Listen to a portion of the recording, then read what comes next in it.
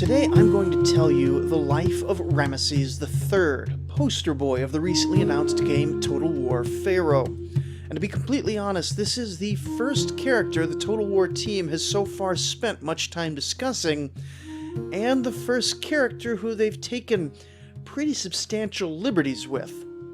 I will save the Total War interpretation of Ramesses for the end, though, because more important is what he actually did with his life and how he should appear in the new game.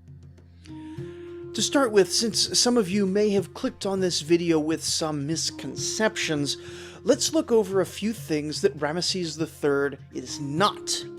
He did not build any pyramids. In fact, no one had built pyramids in Egypt in over 1,000 years at this point. He also wasn't in contact with any aliens. He is not the Pharaoh of the biblical Exodus. People argue about whether any Exodus occurred and when it might have happened, but there's no credible or popular scheme which puts it here. Those who do credit a Ramesses as Pharaoh of the Exodus typically cite Ramesses II, a good 40 years prior to Ramesses III. Indeed, this Ramesses is in many ways not the more famous one. He did rule a long time, but not as long as Ramesses the Great. He had some solid military victories, but never as good as Ramesses the Great. And he built a good bit of stuff, but never as much as the man who may have been his great-grandfather. If I'm being completely honest, I do think that maybe the Total War people are playing it a bit vague with their marketing of Ramesses, hoping that most casual viewers will confuse him with his more famous predecessor. And I kind of get it, but I still don't like it. Fostering historical confusion never leads to positive outcomes in the long term. We don't have an exact age for Ramesses III, but most estimates suggest that around the time of Pharaoh Merneptah's death in 1203, Ramesses should be around 15 years old. His father is Setnacht, and his father's father is Sutech. We don't know who Sutech is or who his father is. However, we do know that major governmental and military posts during the long reign of Ramesses II were usually handed out to kings' sons and grandsons. And since we usually believe that Setnacht was some level of senior army leader, we usually assume that he got that role by virtue of his father Sutech being one of around 100 children that Ramesses fathered during his life. We also tend to think that Ramesses III's art, propaganda, and general presentation was intended in many ways to harken back to Ramesses II, and this decision would make a lot more sense if there was in fact some kind of connection between the two. Now, 15 years old is a good age for the son of an important man to start acting as a deputy in certain ways, and to transition into full adulthood. Though the idea that he is faction leader in 1203, or even household leader at this time when his father is a government official or military commander, is a bit laughable. If the game starts before 1203, as is looking likely, Ramesses really shouldn't even be on the map yet, as he's still a child. The exact age of child to adult transitions isn't super clear and likely a bit situational, but younger than 15 would still be considered quite young, generally speaking, especially while he still had a living and wealthy father to head the household. We have no idea where Ramesses or Setnacht were at the death of Merneptah. They could have been on the frontiers of the kingdom, in Nubia or the Levant, maintaining some sort of duty and doing their best to ignore the governmental turmoil in the heartland. They watched the whole thing from the sidelines, sort of approving of Seti, then rather disapproving of Amenmessa, then being pretty negative of Siptah and his two ruling regents. And then when Tausret took the throne, that seems to have been a step too far for Ramesses' father, who began to mobilize around that time. Whether Setnacht claimed the crown for himself at Tausret's ascension or at her death is unclear, a question which relates to how long he had to fight Irsu or any other pretenders to the throne after Tausret's defeat. But we don't know where Ramesses was for any of that war, nor where the war itself occurred, nor the conditions of final victory. But whatever the case, Setnacht only lived 4 years after claiming the throne, the last 2 in an apparent state of victory, though likely a victory that required all his attention to maintain, whether that be diplomatic or military attention. We don't know why Setnacht died, but with his death the succession is pretty clear. His son Ramesses III has been participating in some major way in his father's administration, and likely on the battlefield as well, and had been pretty explicitly picked out as a crown prince. He buried his father in Tausret's tomb, stripping out the now disgraced queen's name and repurposing all her sculpture for his father. Not only was Tausret's tomb stolen, her memory was erased as much as possible in a campaign to find all her monuments and scratch out her name. Siptah and Amenmesse were similarly treated, and in later Egyptian histories, the only legitimate kings after Ramesses the Great would be listed as Merneptah and Seti II, with the intervening years being remembered merely as times of chaos. As Ramesses came to the throne, it seems one of the first issues he needed to deal with was a rebellion in Nubia. Whether they were in rebellion during the civil war, or decided to rise up just to test the new king, is unclear, and indeed pretty much nothing is known of this war. It's so vaguely described that some think it didn't happen at all, though more likely it was put down by generals or viceroys in the region without the king's involvement, so he had little to brag about here. In Ramesses' 5th year, the Libyans were invading from the west. These had been smacked around before during Merneptah's reign, but since then they had both the opportunity in the Egyptian time of chaos and the need in their growing population to expand into Egypt's western oases. We see them now being increasingly led by a tribe called the Meshwesh, a people who will be significant in later Libyan and Egyptian history. But we also see that they have cultures usually associated with the Sea People among them as well. We'll look at more at that in the upcoming Sea Peoples episode.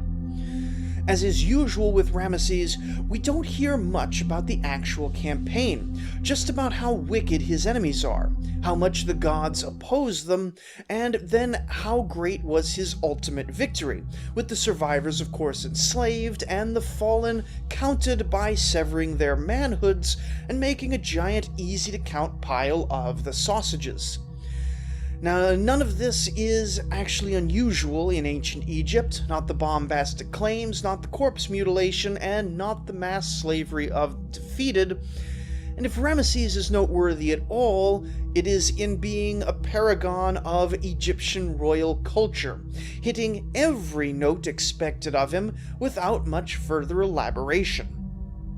Though he won for the moment, the core issues causing Libyan expansion remain unaddressed, and they continue to attack at various points throughout Ramesses' career. 3 years later, perhaps the most famous conflict of his reign occurs. The Sea People, an assortment of tribes throughout the Mediterranean, have attacked Cyprus, Anatolia, and the northern Levant, but the entire time they seem to have had their eyes focused on the great prize of the ancient Mediterranean, the fertile lands of the Nile Delta.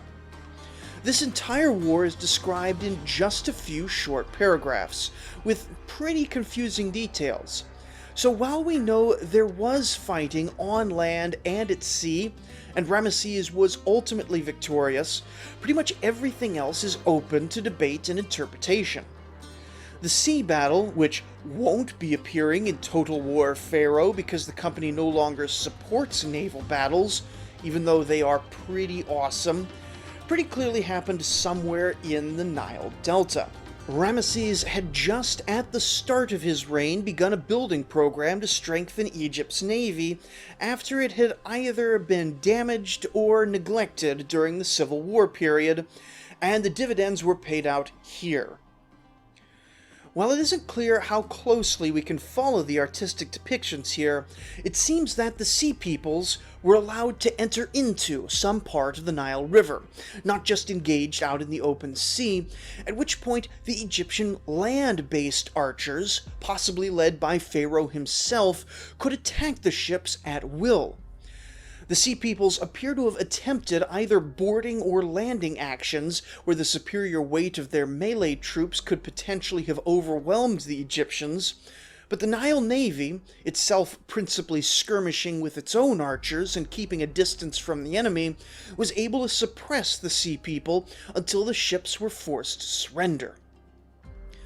As for the land battle, it was fought at a place called Jahi, but no one has any idea where Jahi might be. Some have suggested that a portion of the Sea People's ships made landfall as part of the sea battle, and this continued into a land-based extension of the Great Sea Battle.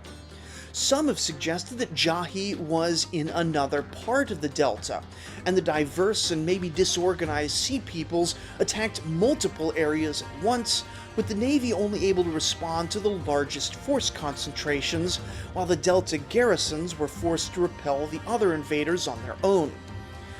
Some, though, suggest that Jahi may have been way up north in Canaan, separated by 100 miles and perhaps even a period of weeks or months from the sea battle. However the battle went, Ramesses was victorious on both fronts, taking a large number of slaves and plunder from each, including entire families. For the Sea Peoples had not left their many homelands with any intention of returning, and they brought wives, children, livestock, and seed grain with every intention of settling down wherever they were able to find. And in a way, this is exactly what happened. Pharaoh saw no need to slaughter the prisoners indiscriminately, instead settling them somewhere within Egyptian territory and taxing them heavily for the rest of their lives. Where exactly they settled is a difficult question. The conventional answer is that most of these prisoners were the Peliset, or Philistine people, and were settled in southern Canaan around modern-day Gaza. And sure enough, archaeology tells us that it's right around this time when the Philistines arrived in that area. Others note, though, that Ramesses claims his prisoner colony was loyally taxed for an extended period of time, while the Philistines were an independent power pretty early on.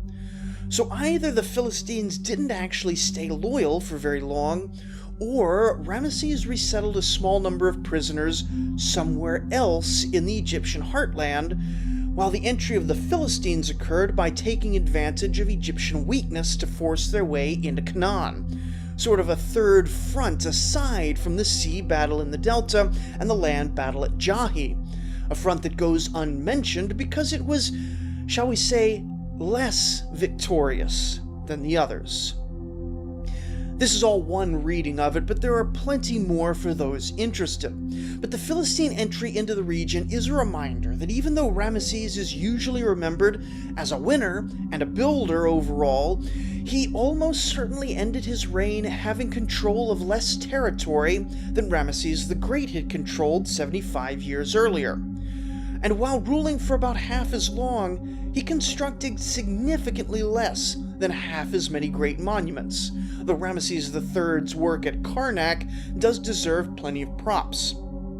Also, he is working sort of on hard mode. The exact date of the fall of the Hittite Empire is a bit blurry, but from the start of his reign to the end of it, his great northern neighbor went from an equal power in most respects to basically completely gone, with a few scattered petty Syrian and southern Anatolian cities independently claiming to be all that was left.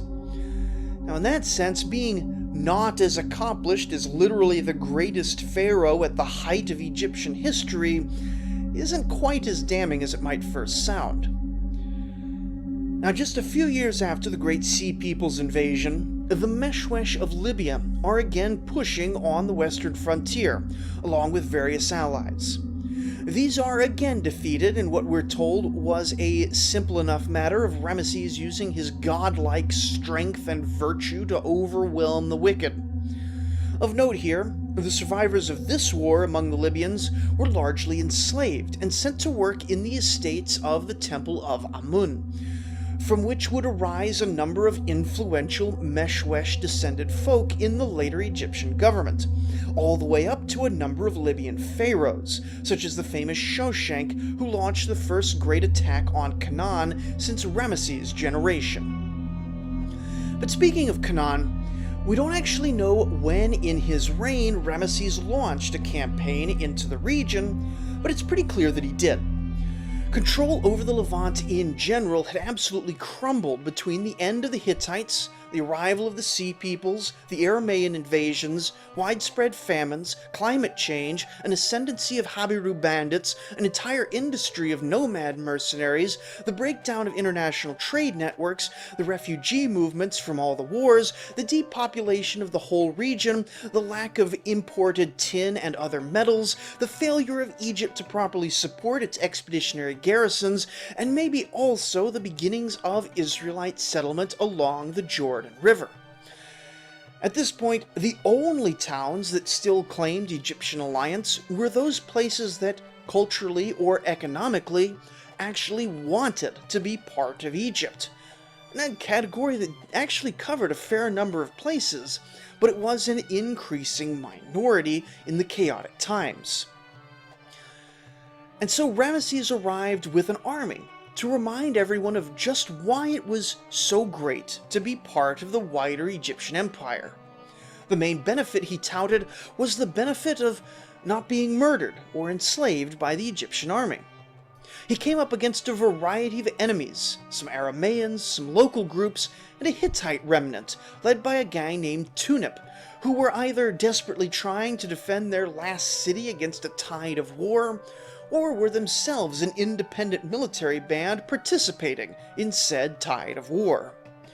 The Egyptian record naturally tells us that this was basically a total victory, but the archaeological record tells us that a scattering of towns remained as bastions of Egyptian power against a barbarian tide, which slowly ate away at Egyptian influence over the next generation or two, until Egyptian power in this region was extremely limited or non-existent.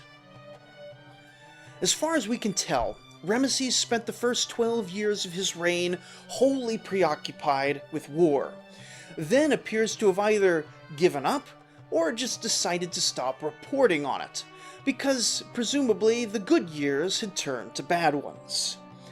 The latter part of his reign is all about his domestic policy, and for an ancient Near Eastern king, domestic policy pretty much means the construction of large buildings, and in the Egyptian case specifically, also supporting and outfitting long-distance prestige trade expeditions. Regardless of any external wars or monument building, conditions within Egypt worsened steadily in the back half of Ramesses' reign.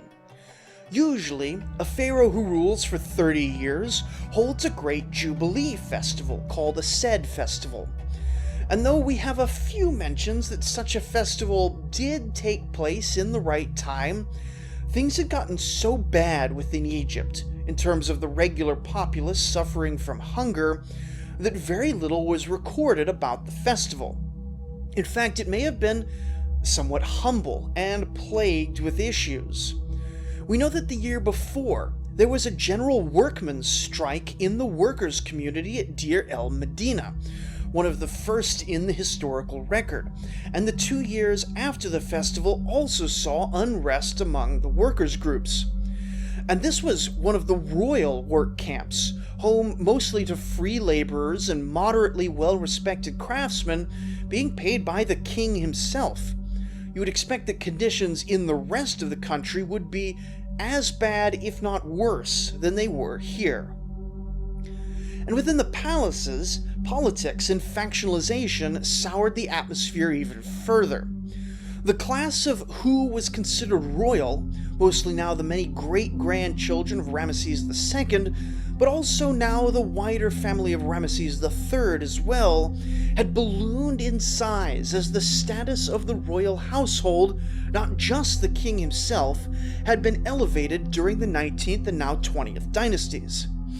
It was a cultural move that had provided Egypt with a good number of competent and loyal generals and administrators, but also may have held the seeds for the destructive civil war that had ended only a generation previously. A new conflict was brewing inside the palace, however, based in part on a surplus of royalty and in part on Ramesses' seeming inability to clearly designate his heir. This almost certainly began as a great deal of factional politicking causing all manner of issues, but it ultimately culminated in the so-called harem conspiracy. Now, a great deal can and has been said about this plot, but it can be summarized relatively simply. One wife of Ramesses, T, and her son, who gets the epithet Pentaweret, cut the king's throat and attempted to take the throne. Unfortunately for them, another son of Ramesses, who we now call Ramesses IV, got the throne instead, held a massive trial while ritually pretending to be his murdered father, gathered a whole range of conspirators together, and condemned them all, mostly to death. After Ramesses III was buried, he would be succeeded by a number of additional Ramesseses, all the way up to Ramesses XI, 122 years later. And Egypt would never fully recover to the heights it had seen during the New Kingdom, but would generally be an okay place to live, an island of stability in the wider Mediterranean and Near Eastern worlds. But all that takes us well afield of Total War Pharaoh, and brings us to the question, what on earth is Creative Assembly thinking making Ramesses their poster boy? At game start, at least from what we've seen in the previews, Ramesses appears to be a youthfully vigorous leader in Sinai. Now, the details of the wider Egyptian political system aren't clear yet in-game, but year one appears to start in 1205 BCE. At this point, Ramesses is 13 years old. He's not leading any armies. He's not governing any cities. He's 13. He should be following his father around and maybe learning that as an Egyptian royal, he's owed better things than the people around him. Which actually brings us to the other thing in the previews so far. His little marketing epithet is apparently the Paragon. And from the speech he gives in his preview, plus the discussions I've seen from the Creative Assembly team, his character is apparently as a man with a great destiny. Now, for the first part, I don't see any reason why he's more of a paragon than the other kings or claimants around him. He is in many ways deliberately attempting to emulate specifically Ramesses II, but what is he meant to be a paragon of? Is he a paragon of the Egyptian way of life? He's not that different from any of the other kings historically around him. Is he a paragon of martial prowess? I mean, he doesn't seem to have fought on battlefields more or less than was expected of other kings in his era. And it's widely believed that the representations of him personally fighting heroically are almost certainly propaganda, given that they lack the specific battle details that we see from pharaohs who really did throw themselves in the thick of battle.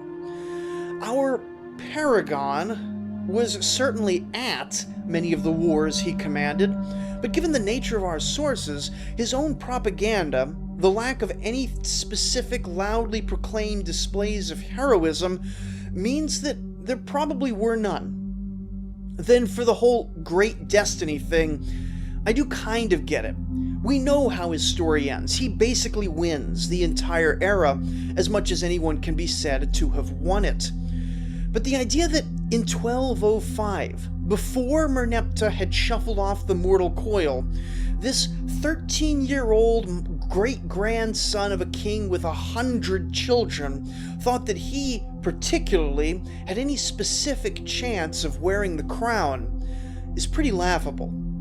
Ramesses personally is a non-entity throughout the entire Civil War, emerging only when his father, Setnacht, who I've not yet seen mentioned anywhere in the game, actually does all the work of winning the Civil War, and kicking some Syrians out to boot. And we could be generous here by throwing Setnacht in as part of the Great Destiny, but here again, if either Ramesses or his father had any sense of destiny here, why do they not engage in any visible way in the Civil War until the absolute final chapter? No. I don't want to be too hard on Ramesses here. He does have some stuff to recommend him as part of the game and as a good faction to play, but he wasn't a paragon of anything, and he did not have any pre-crown sense of personal greatness that we're aware of. Prior to inheriting a throne, he did nothing of note, and after inheriting the crown, his records of his own successes all have a great deal of puffery and bombast, but this puffery is all extremely typical of how Egyptian historical recording had been done throughout the New Kingdom, and often well earlier. People even argue about whether some of his campaigns actually occurred because of how stereotyped and recycled the language is. He was a competent king, don't get me wrong here. He stabilized the Nile Valley while neighboring leaders saw their whole civilizations end, but he just fits in the game. As poster boy, he fits so poorly. My thought here is that the Total War team wanted a recognizable name to headline their game about a somewhat obscure historical period. I mean, let's be honest, there's a reason I get to make these lore videos as an obscure history period podcaster. In picking the fall of the 19th dynasty, they are realistically way too late to get Ramesses the Great, and so they pick Ramesses III. But the meat of the Egyptian Civil War will take a good 17 years to conclude, and maybe a few more years of mop-up after, and if it goes historically from their 1205 start date, Ramesses doesn't show up in history in any real capacity for 19 years after the whole war has ended. Now, you could argue this and that to make him show up on the map a bit earlier, but to have him as a major player in Sinai at 13 years old, presumably either conquering or defending against Canaanite threats, it's pretty odd, even for a game that has space for alternate histories. Anyway, ultimately it is a game, and compromises do need to be made for the game's sake. I don't really know what they could have done given the marketing constraints, except perhaps to make Tausret the central character of the game, since she is the one figure who survives and plays a role in the most number of phases of the war. But then they'd have to have a big push to educate everyone who exactly Tausret is alongside promoting the actual game. Now, as a history podcaster, I'd love for them to do that, but as a person with a limited budget in my actual life, I understand why they don't. In the end, we'll see. I'll probably be doing, reaction videos if they start releasing more historically focused content, and if people say they're interested in that. So let me know what you're all interested in going forward. A 4-part on the Hittites is next, then something on chariots. Then it's all sort of open, so drop a comment below. Let me know what you'd like to see me put together. And until then, we can acknowledge that however Ramesses shows up in the game, he was pretty great in actual history. And together, we can bid farewell to the great bull, great of kingship, strong bull and powerful lion, strong-armed, the lord of strength, who has captured the Asiatics, splendid of monuments, who has satisfied the lord of all with his benefactions. Strong bull who has enlarged Egypt with many monuments, the one powerful of sword and strong of arm, who has slaughtered the Libyans, powerful of strength, who has attacked hundreds of thousands, overthrown those who have attacked him, and gathered them under his sandals, who has made his border as he wished behind his enemies. The reigning king, great of monuments and wonders, who has filled Karnak with his renown, who has magnified his appearances like the one of the two horizons when he rises. The life of the Rechet people. Beautiful is king like Atum. He is loved and wished for like the majesty of Ra. Great of said festivals like Jatjenin. Powerful of strength like his father Montu, who has annihilated the 9 bows and repelled them in their own countries. Who has accomplished Ma'at for the Ennead and has made their temples festive daily. Rich in years like Atum, beautiful and mighty as the very progeny of gods and goddesses, who has doubled their offerings. Divine as soon as he emerged from the womb, the excellent and precious egg of Herakti. Strong is the Ma'at of Ra, beloved of Amun, Ramesses, ruler of Heliopolis. Thank you for watching.